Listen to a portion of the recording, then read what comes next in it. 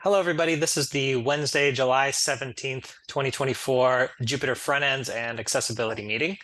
I'm Eric Gentry. I'll be your host. So it looks like we've got a few items on the agenda, and Andre is first. Hey everyone. So there is this PR that was merged recently that changes settings editor UI.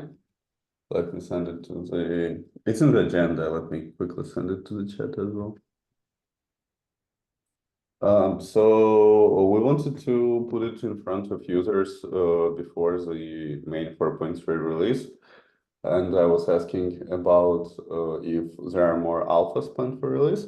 I have seen that Mike have already answered that we're still in alpha until August 5th, which is great. So my question was, I guess, directly, okay, it's cool to release another alpha. Should I do the 4.30 A3 release?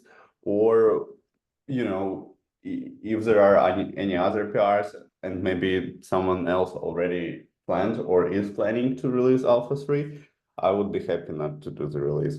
But if no one else was planning to do the release, I could do the release. I just want to put this PR in front of user size. So I was kind of wanting to get feedback from the community. Mike has some notes on the HackMD. He says, yes, we're in alpha and we'll switch to beta on August 5th as per the issue linked there. Oh yeah, I see that. So I wanted to mention that it would be very good to release another alpha as soon as we merge new features or new enhancements or changes like this one. And thank you for thinking about that, Andre. The thing is that we just released an alpha last week, and there were only 5 commits merged. It is not a bad thing to release an alpha if there is just a new one single or 2 PRs, especially early in the cycle. The thing that might be annoying to people who have pull requests open is that if they are adding dependencies or changing dependencies, this causes a conflict. So they would need to rebase or merge changes with the pull requests. And I know that there is a couple of pull requests which are waiting for review for quite some time. There's a number of pull requests for Google Summer of Code, but these are, I think many of them are still in draft. If there are some which are not, then we should probably make sure to review them. There is the kernel selector refactor from Darian and a couple of others. So I would propose let's try to merge at least 2 or 3 of these pull requests before making another alpha, but doing that next week is probably a good trade-off between like moving forward with new releases, but also like not burdening contributors who are patiently waiting for their PRs to be reviewed and merged.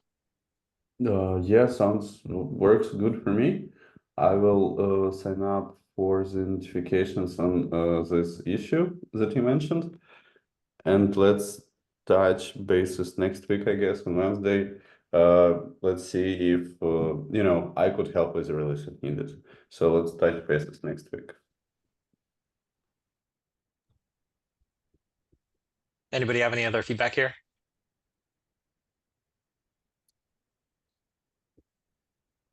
All right, looks like Mike, you're next. Okay, so first announcements. There was a security vulnerability in the Galata update workflow. This workflow, GitHub Actions workflow, was distributed and included in the cookie cutter for JupyterLab extensions and in the extension template, which is a newer version, which superseded the cookie cutter. Based on feedback from independent researchers who reported this issue, we actually got 2 reports on this one, and one was coming directly from a person affiliated with GitHub who was working on CodeQL pipeline to to detect these kind of issues. We opened 2 advisories and first patched both our core main repositories and extensions that we maintain, and the advisories are public. The links are in the agenda.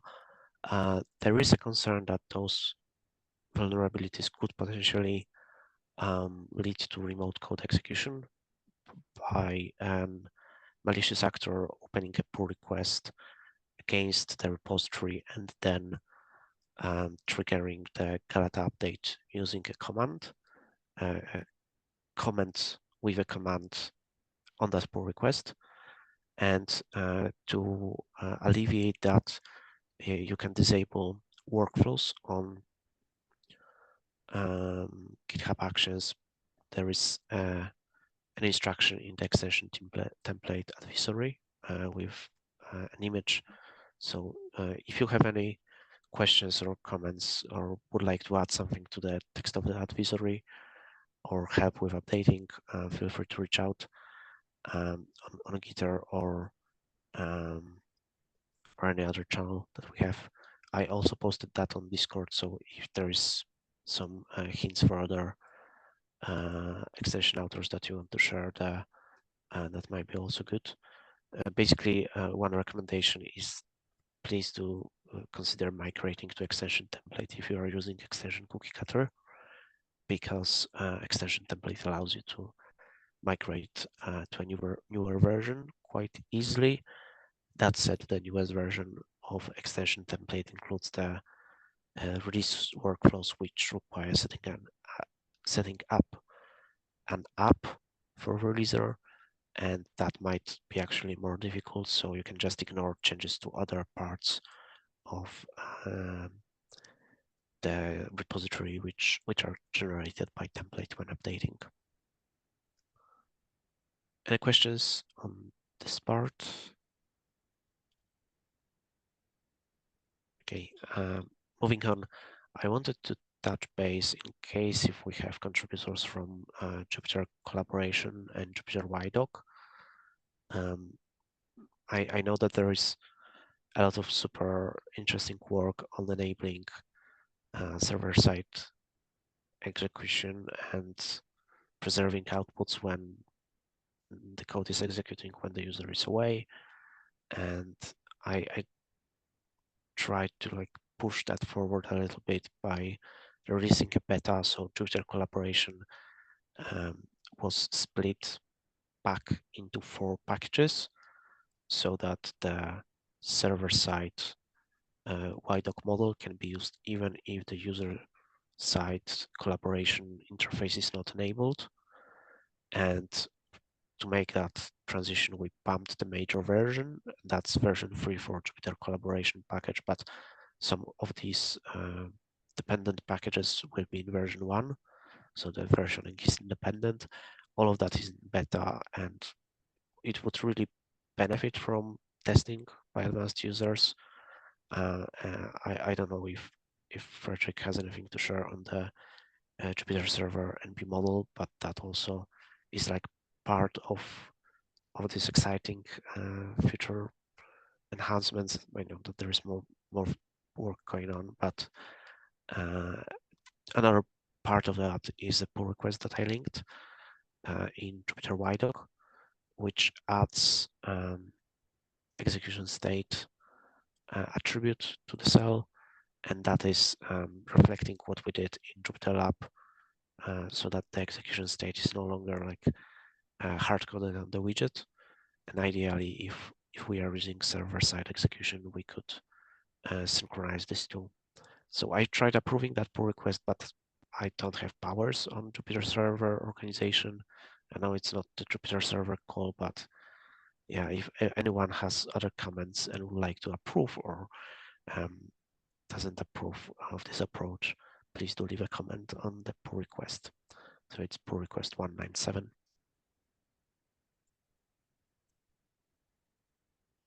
That's all from me.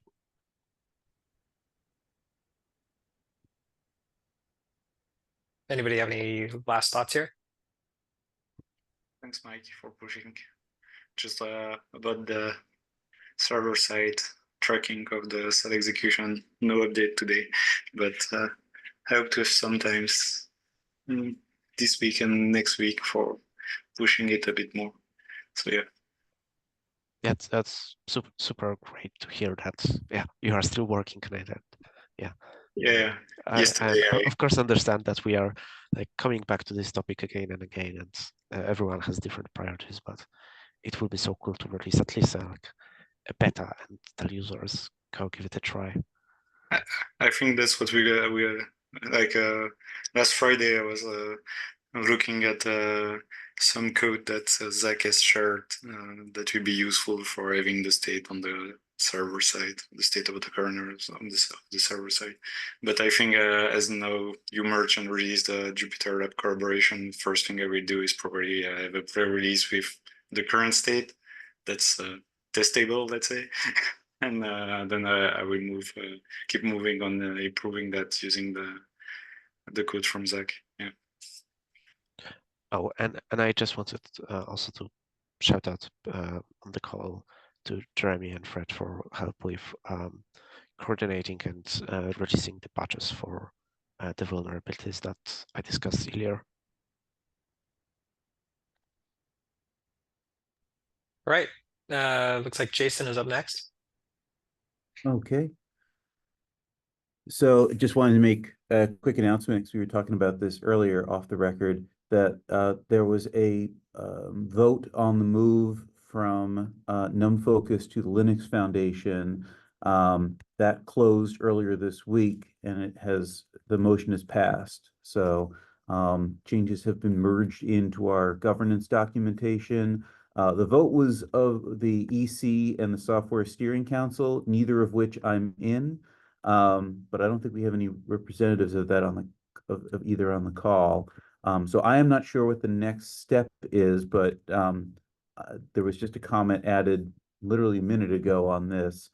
So consider following this governance issue for further updates. Not sure if anybody has any questions or comments about this.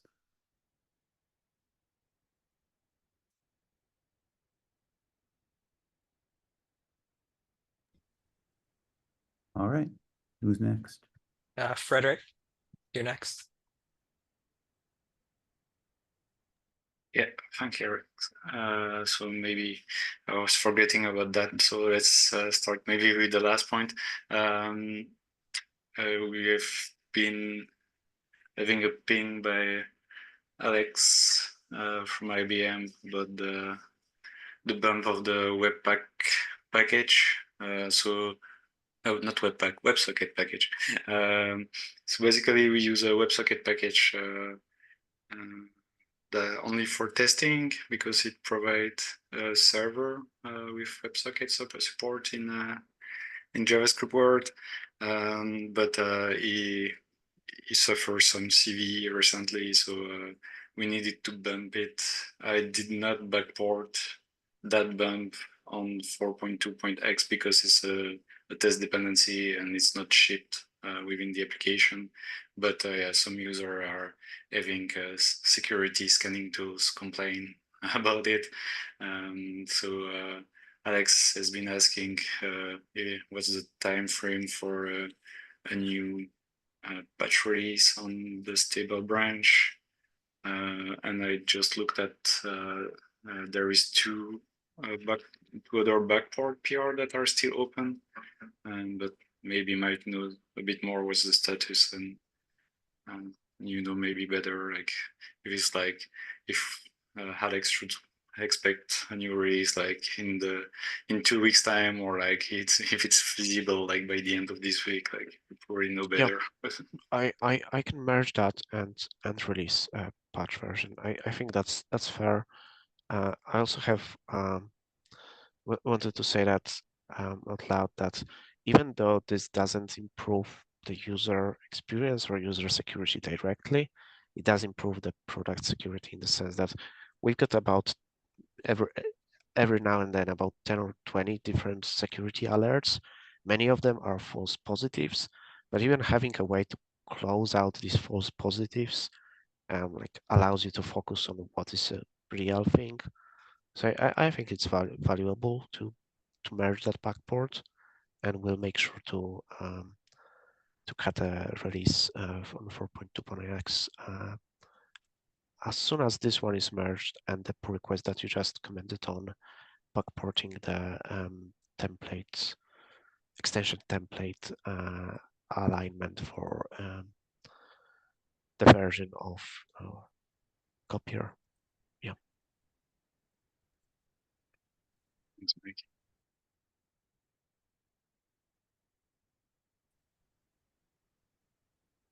Brad, did you have any remaining points? Sorry.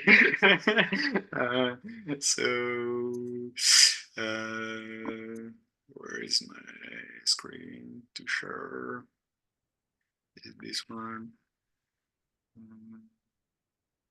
Settings, language. Okay, it seems this one. I don't know how familiar are people about how do we translate things. I hope everybody can see my screen. For those that don't know about how we deal with community translation in JupyterLab, so basically we are using a platform that's called Frontends, and that platform, I never know how I can quickly jump to the project, but where are my projects? Project JupyterLab. In that platform, we upload like the reference string, and then contributors can create an account on that platform, and they can start like translating things. So I usually do French, but because it's 100%, let's take German. So basically, it provides what they call an editor, and so you get the list of everything that's not translated yet in your language, and the editor, it proposed like suggestion, and so you can just pick those suggestion, then save, and then we have a whole machinery of bot and synchronization and GitHub to be able to create a language package for the application. So that's how it is done, and the same project gather a translation for JupyterLab, but also for extension and for notebook that should be over there. So everything is gathered in the same platform for the people that want to help with translation. And one of the features that has been around in that Crowdin thing since a while is what they call in-context translation. So meaning that instead of like I just did, instead of going to their website and having only those string that you don't have context much, you don't have much context for them, except like if you open context, you will see, okay, the string come from that line in the code. So like for somebody that want to help with translation, usually there are no developers, so it doesn't mean much. So they have a feature that's called in-context translation, and basically you can include a JavaScript file into your application, and if you use a special language, so instead of having the string in English, it's gonna create an ID, and so that JavaScript is gonna be detecting those ID and is gonna be able to transform your application in an editable application for translation. So that's what this extension is about. So the only change is that you get this new entry in your language that's called pseudo language, and if you select it, so you need to reload, of course, then Crowdin is gonna be asking you for logging in. So I'm already logged, so that's why it passed by. It's also prompting the first time which language do you want to target. So for now, it's not German, but it's Dutch.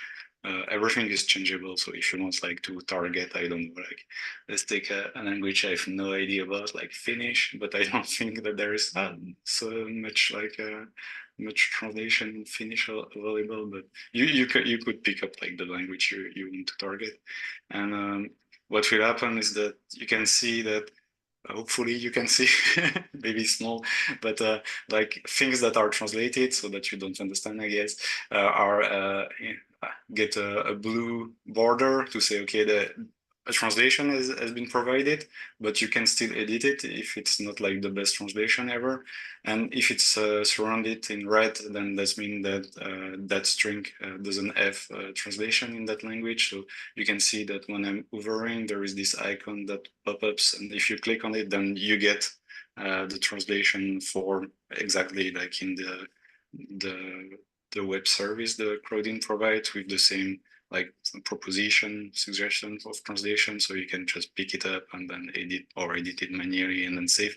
And it's doing exactly the same as using the cloud interface, except that this time you know exactly where the string is, and it's better, like there is more context about what this is about.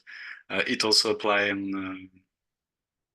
on non-visible string. So like, for example, like the debugger is going to be a title. So that's why this icon is running in red. Or actually, it picked up the wrong one. Yeah, sometimes it messes up like which one it needs to, which one it needs to highlight, but that's a detail. But like this one is for the file browser. So this is a non-directly visible string, but it's used for title. So is able to catch those, but still there are some that he won't be able to catch. That's always the trouble with translation, because for example, it can be an error message that doesn't happen very often.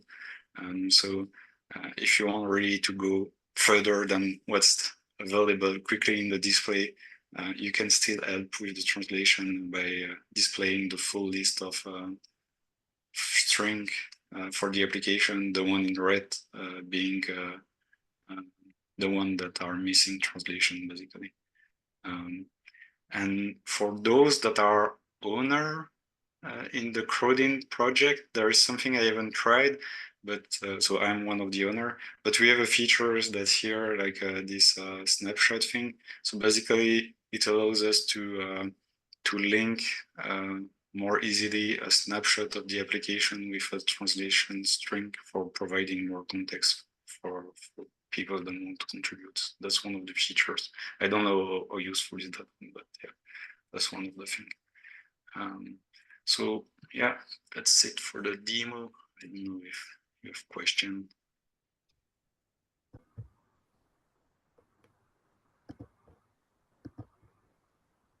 Go ahead, Nick. Yeah, you probably might have seen it on the chat, but it's great. We can never land this in core due to the third-party junk that it's going to do and all that. This has a lot of parallels to the same kind of work that happens in the accessibility space. I see at some point and even talking about the UI has a lot of parallels in things like what is in my menu, what is in my toolbar, all those kinds of things. So this is a great extension. You know, it's super important to do all that. A lot of people just aren't going to use Crowdin, and if it's super tied to Crowdin, you know, why would we evolve anything else? But for the reasons I just said, you know, like if you open up a bunch of stuff inside the screen readers, it has information that's just wrong about what you're doing, right? Like it calls stuff notebook content that's like a text file, and you know, all that kind of nonsense, right? So I would see a point in Lumino's future where a widget can advertise those kinds of things. This is a translatable, or this is a ARIA describable, or this is a full screenable, or this is a settings configurable, or this is a movable, or all those kinds of things, where we can capture this information about introspecting the UI within the UI itself. Because like the UI you just showed there, you know, now that's got this draggable thing that can move around on the screen and all, right? We don't have any other draggable windows. We've always pushed back against them because, you know, they do nasty things to the state of everything else. So I really like this feature, but it carries so much baggage along with it that I mean, it's a great extension. Let's put it We that way. could Great we extension. we could kind of write. We could make a blog post or publicize that, hey, if the community wants to help translating the UI, you can use this service and this plugin, even if it's not going into core, right? Well, the first issue on that repo that I saw was make it work in JupyterLite. That's great, right? You can control a JupyterLite setup, so you fire it up. You can run it on an arbitrary host, so you can make sure that the cores headers are right, so it can go talk to that other thing. Or maybe they figured out some clever ways to do that without it. Blog post about that at translate.jupyter.org, and that lets you translate jupyter.org/lab, translate jupyterlab.org/notebook. Super duper. It's just gated behind, are you logged in to CrowdIn or whatever it's called, CrowdStrike. Yeah, I think if we caveat it and tell people, hey, we're using this third-party service, make sure you're comfortable using that if you want to participate in the translation. I feel like that would be a good enough kind of a warning, right? Sure. I mean, like on try.jupyter.org, we ship, and I don't know if Jeremy's here, so I just don't know offhand, but we ship a lot of the translations on there. So I'm pretty sure it's got the Chinese one. It's probably got French. That's not the thing. I think we have a couple of languages just as examples, but yeah, Yeah. I guess we could add more if needed, for sure. Yeah, or All have of them. yeah, They don't all cost of them. anything. Yeah. They don't cost anything unless you Yeah. use them. For sure. So yeah, I think that's a great path forward to being able to do that kind of work. Does a quick question, Fred? Does it work with ARIA label and stuff like that? I did not check it if he's able to detect the ARIA label, but that one is easy to check. I should check for it. Yeah.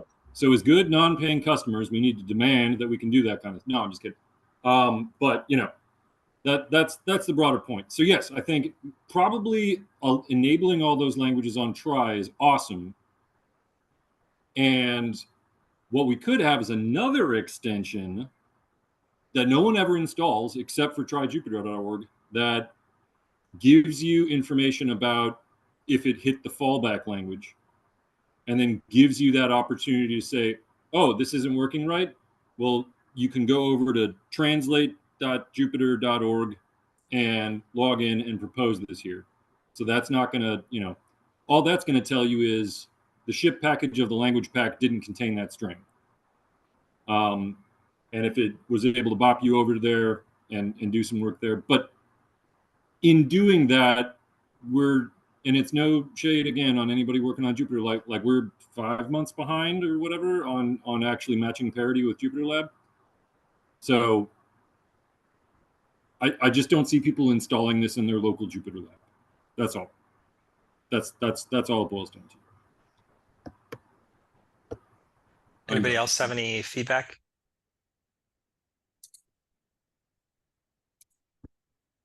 All right, looks like we've reached the end of the agenda.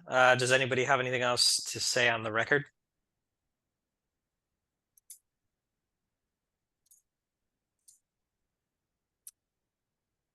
All right, we're gonna stop the recording. Brace yourselves.